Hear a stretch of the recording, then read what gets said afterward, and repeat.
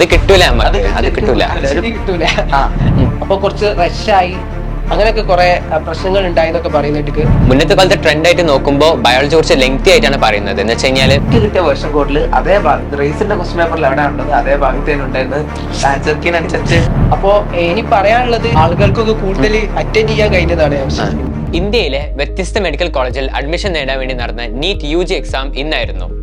എൻ്റെ പേര് ഷറാസ് ആണ്. ആൻഡ് നമുക്ക് ഇന്നത്തെ നടന്ന നീറ്റ് എക്സാമിന്റെ അനാലിസിസ് നടത്താം. എൻ്റെ പേര് മുഹമ്മദ് ഷഹബാസ്. ഇന്ന് ഞാൻ ഫിസിക്സിനെ കുറിച്ച് പറയുകയാണെങ്കിൽ ഫിസിക്സിന്റെ ക്വസ്റ്റ്യൻസ് ഒക്കെ NCERT ബേസ്ഡ് ആയിട്ടുള്ള കൺസെപ്ഷ്യൽ ക്വസ്റ്റ്യൻസ് ആയിട്ടാണ് എനിക്ക് തോന്നിയിട്ടുള്ളത്. ഇനിയിപ്പോൾ പ്രിപ്പയർ ചെയ്യുന്ന കുട്ടികളോട് പറയാനുള്ളത് NCERT തന്നെ നല്ലോണം ഫോളോ ചെയ്താൽ ഫിസിക്സും കുറച്ചുകൂടി നല്ലോണം അറ്റൻഡ് ചെയ്യാൻ കഴിയുന്ന രൂപത്തിലാണ് ഇപ്രാവശ്യത്തെ ക്വസ്റ്റ്യൻസ്. കഴിഞ്ഞ കൊല്ലത്തൊക്കെ അപേക്ഷിച്ച് നോക്കുമ്പോൾ നല്ല ക്വസ്റ്റ്യൻസ് ആണ്, മീൻസ് കുറച്ചുകൂടി ടഫ്നെസ് കൂടിയ ക്വസ്റ്റ്യൻസ് ആണ് ഇക്കൊല്ലം ചോദിച്ചിട്ടുള്ളത്. ന്യൂമറിക്കൽ എന്നാണെങ്കിൽ നല്ല ഫ്രാക്ഷണലൊക്കെ ഉള്ള കാൽക്കുലേഷൻസ് വരുന്ന ക്വസ്റ്റ്യൻസ് ആണ് കൂടുതലും ഉണ്ടായിരുന്നത്. ഇൻഡയറക്റ്റ് ട്രെൻഡ് ഫോളോ ചെയ്യുമ്പോൾ കെമിസ്ട്രിയിൽ അത്ര ഡയറക്റ്റ് ആയിട്ടുള്ള ചോദ്യങ്ങളായിരുന്നു ഇപ്രാവശ്യം കണ്ടത്.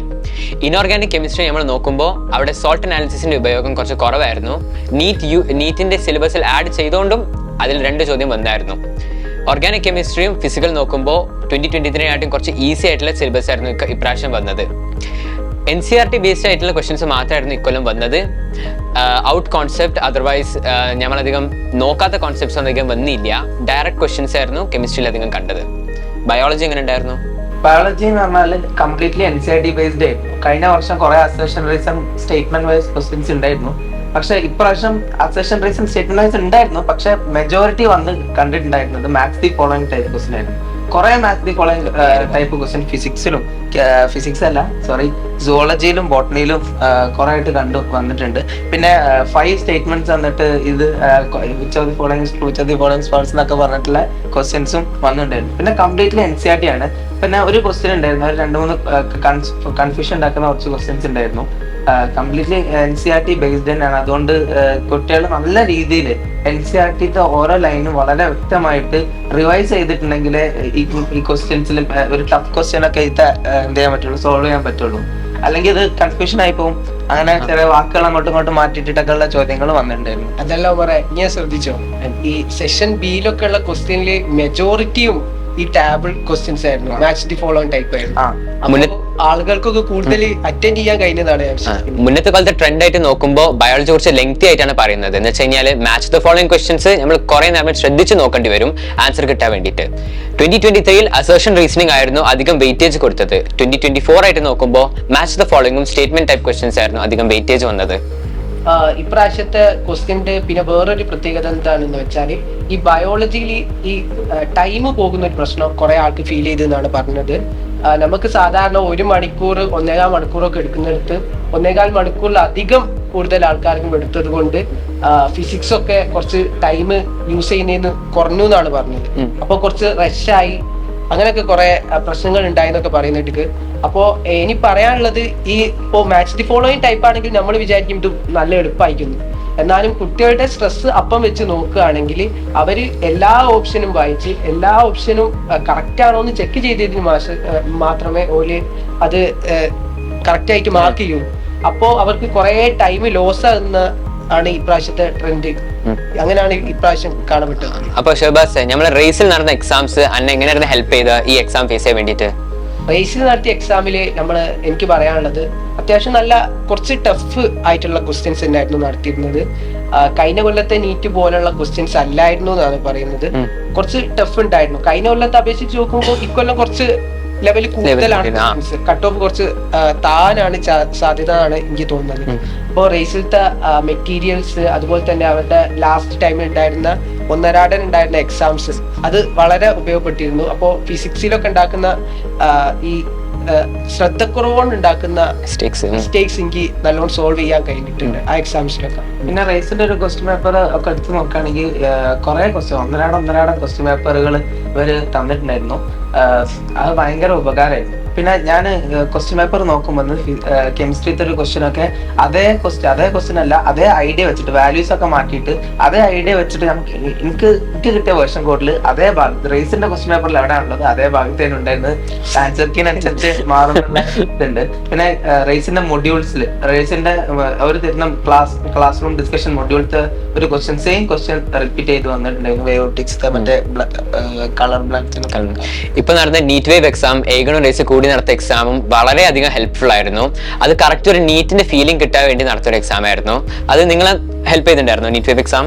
ആ എക്സാമിൽ നിന്ന് കിട്ടിയ ഒരു പ്രചോദനമാണ് സത്യം പറഞ്ഞാൽ നമ്മളെല്ലാം ഈ നീറ്റ് UG എക്സാമിൽ നല്ലോണം പെർഫോം ചെയ്യാൻ സഹായിച്ചത്.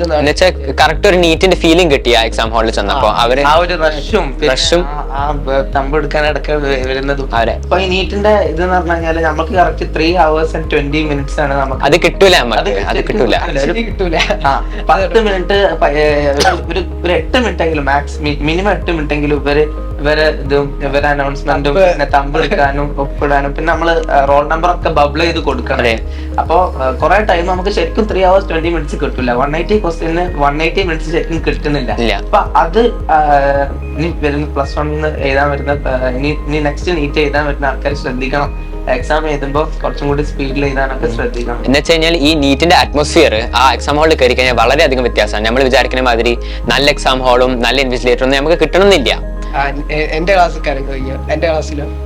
കറണ്ട് പോയിരുന്നു. ഇപ്പം നടക്കുന്ന സമയത്തിൽ കറണ്ടൊക്കെ അധികം പോകുന്നുണ്ട്. അപ്പൊ നമുക്ക് ആ എല്ലാത്തിനായിട്ട് അഡാപ്റ്റ് ചെയ്യാനുള്ള കഴിവും കുട്ടികൾക്ക് ഇപ്പൊ ഉണ്ടാവണം നീറ്റ് എക്സാം ഫേസ് ചെയ്യുമ്പോൾ. പിന്നെ റേസിന്റെ എക്സാംസ് എന്ന് പറഞ്ഞു കഴിഞ്ഞാല് എല്ലാം ഫസ്റ്റത്തൊക്കെ കുറച്ച് ടഫ് ചെയ്യുന്നു, പിന്നെ ലാസ്റ്റിലേക്ക് സിമ്പിൾ ആക്കി. അപ്പൊ എല്ലാ ടൈപ്പിനും ഇപ്പൊ എക്സാം പേപ്പർ ടഫ് ആണെങ്കിൽ എങ്ങനെ മാനേജ് ചെയ്യണം, എക്സാം പേപ്പർ സിമ്പിൾ ആണെങ്കിൽ എങ്ങനെ മാനേജ് ചെയ്യണം. അപ്പൊ അത് ഒരു മാസത്തോളം അടുപ്പിച്ച് എക്സാം നടത്തിയപ്പോ നമുക്ക് ഒരു മാസത്തോളം നമുക്ക് പലതരത്തിലുള്ള വെറൈറ്റി ഫീൽ കിട്ടിയില്ല. ഫിസിക്കൽ പ്രോബ്ലംസ്, ചിലപ്പോൾ ജലദോഷം, ചിലപ്പോൾ പനിയായിട്ടായിരിക്കും എക്സാം എഴുതും. ഇപ്പൊ ഒരു പനി ഉണ്ടെങ്കിൽ എങ്ങനെ എക്സാം എഴുതണം, അങ്ങനെ എന്ത് കണ്ടീഷൻ ഉണ്ടെങ്കിൽ എങ്ങനെ എക്സാം എഴുതണം എന്നുള്ള ഒരു ട്രെയിനിങ് റേസിന്റെ കയ്യിൽ നിന്ന് കിട്ടിയിരുന്നു. അപ്പോ എല്ലാവരും ഇനിയിപ്പോ അടുത്ത നീറ്റ് എഴുതുന്ന സമയത്ത് റേസ് വരുന്ന എല്ലാ എക്സാം ഒരു ക്വസ്റ്റ്യൻ പേപ്പർ പോലും വിടാതെ പ്രാക്ടീസ് ചെയ്യണമെന്ന് പറയുന്നത്. അത് എക്സാം പേപ്പർ പ്രാക്ടീസ് ചെയ്താൽ മാത്രം പോരാ, അത് കേട്ടത് അനാലിസിസും കൂടി ചെയ്യണം. അത് വെരി ഇമ്പോർട്ടന്റ് ആയിട്ടുള്ള കാര്യം. റേസിന്റെ ഡിസ്കഷൻ ക്ലാസ്സസും ഓൺലൈൻ ക്ലാസ്സസും വളരെയധികം ഹെൽപ്ഫുൾ ആയിരുന്നു. അവരെല്ലാ ടോപ്പിക്സ് ക്ലിയർ ആയിട്ട് നമുക്ക് വ്യക്തമായിട്ട് പറഞ്ഞു തന്നിട്ടുണ്ട്. അപ്പോൾ ഇക്കൊല്ലത്തെ നീറ്റിനെ പറ്റി ലാസ്റ്റ് ഫൈനൽ ഇംപ്രഷൻസ് എന്താണ്? ഇക്കൊല്ലത്തെ നീറ്റിനെ പറ്റിയിട്ട് ഇംപ്രഷൻസ് ഒക്കെ കുറെ ഉണ്ട്. ഇപ്പോ പറയുകയാണെങ്കിൽ ഇനി അടുത്ത കൊല്ലമൊക്കെ എഴുതാൻ പോകുന്ന കുട്ടികളോട് എനിക്ക് പറയാനുള്ളത് എന്താണെന്ന് വെച്ചാൽ NCERT പഠിക്കാം. NCERT ഉള്ള കൺസെപ്റ്റ് ഫോളോ ചെയ്യാം. അതാണ് എനിക്ക് പറയാനുള്ളത്. അവര് NCERT തറോ ആക്കുക. അതിപ്പോ ഫിസിക്സ് ആണെങ്കിലും ഫിസിക്സ് കുറെ ക്വസ്റ്റ്യൻസ് വന്നിട്ടുണ്ട് NCERT എന്നുള്ള ഈ സ്റ്റേറ്റ്മെന്റ് വൈസ് ക്വസ്റ്റ്യനില് കൂടുതൽ NCERT കൺസെപ്റ്റ് ആണ് വന്നിട്ടുള്ളത്. അപ്പോ വലിയ ബുക്കുകളിലേക്ക് പോകാതെ തന്നെ NCERT ഉള്ളത് ജസ്റ്റ് പഠിച്ചാൽ ബാക്ക് എക്സസൈസ് ഒക്കെ ഫിസിക്സിലൊക്കെ വളരെ ഇമ്പോർട്ടന്റ് ആണ്. അത്രയും അടിപൊളി ബാക്ക് എക്സസൈസുകളൊക്കെയാണ് നമ്മുടെ NCERT തന്നെ ഉള്ളത്. അപ്പോ നിങ്ങൾ വലിയ ബുക്കുകളിലേക്ക് ഇങ്ങനെ കയറി പോകാതെ ജസ്റ്റ് നമ്മൾ NCERT നല്ലോണം പഠിക്കുക. അതിനുശേഷം നിങ്ങൾക്ക് ഡൗട്ടുകളൊക്കെ ഉണ്ടെങ്കിൽ വലിയ ബുക്കുകൾ സോൾവ് ചെയ്യാൻ പോവുക. അതാണ് എനിക്ക് പറയാനുള്ളത്. അപ്പോൾ തന്നെ കെമിസ്ട്രി എന്നൊക്കെ ജയിക്കുകയാണെങ്കിലും ഇപ്രാവശ്യം ക്വസ്റ്റ്യൻസ് കൂടുതൽ വന്നത് NCERT ബേസ്ഡ് ആണ്. വെറും NCERT അങ്ങനെയായിരുന്നു ഇപ്രാവശ്യത്തെ ട്രെൻഡ് കണ്ടിട്ടുള്ളത്. അപ്പോൾ നിങ്ങളോട് പറയാനുള്ളത് എല്ലാ ഇതിനും NCERT തന്നെ ഫോളോ ചെയ്യാം. ഇപ്പോൾ തന്നെ എക്സംപ്ലാർ പോലുള്ള NCERT എക്സംപ്ലാർ അതൊക്കെ നല്ലോണം വർക്ക്ഔട്ട് ചെയ്യാം. അതൊക്കെ 2016 തൊട്ട് നമ്മൾ ട്രെൻഡ് നോക്കുമ്പോൾ നല്ല വ്യത്യാസം വന്നിട്ടുണ്ട്. ഔട്ട് ക്വസ്റ്റ്യൻസ് മാറിയിട്ട് ഇപ്പൊ എക്സ്ക്ലൂസീവ്ലി NCERT ക്വസ്റ്റ്യൻസ് മാത്രമാണ് ഇപ്പൊ വരുന്നത്. ഫിസിക്സ് ആവട്ടെ, ബയോളജി ആവട്ടെ, കെമിസ്ട്രി ആവട്ടെ. ബയോളജിയിലൊക്കെ കുറച്ച് ക്വസ്റ്റ്യൻസ് പുറത്തുനിന്ന് നമുക്ക് തോന്നിക്കുന്ന രൂപത്തിൽ വന്നിരുന്നു. ബട്ട് നമുക്ക് ഉള്ള കൺസെപ്റ്റ് വെച്ചിട്ട് ആൻസർ സോൾവ് ചെയ്യാൻ പറ്റണം. അങ്ങനത്തെ രൂപത്തിലുള്ള കുറെ ക്വസ്റ്റ്യൻസ് ഉണ്ടായിരുന്നു. ഫൈനൽ ഇംപ്രഷൻസ് നീറ്റിനെ പറ്റിയിട്ട് അത്യാവശ്യം ഈസി ടു മോഡറേറ്റ് എക്സാം ആണ് നമ്മൾ കൺസിഡർ ചെയ്യേണ്ടത്. എന്നാലും ചില സൈറ്റ്സ് നമ്മൾ കുറച്ചധികം കോൺസെൻട്രേഷൻ കൊടുക്കണം എന്നുണ്ട്. അതേപോലെ തന്നെ ഈ ഫിസിക്സും കെമിസ്ട്രിയും NCERT ബേസ് സോൾവ് ചെയ്ത് കഴിഞ്ഞാൽ നല്ല മാർക്ക് നേടാൻ പറ്റും നമുക്ക്. അതിൻ്റെ ഒപ്പം റേസും ഉണ്ട്.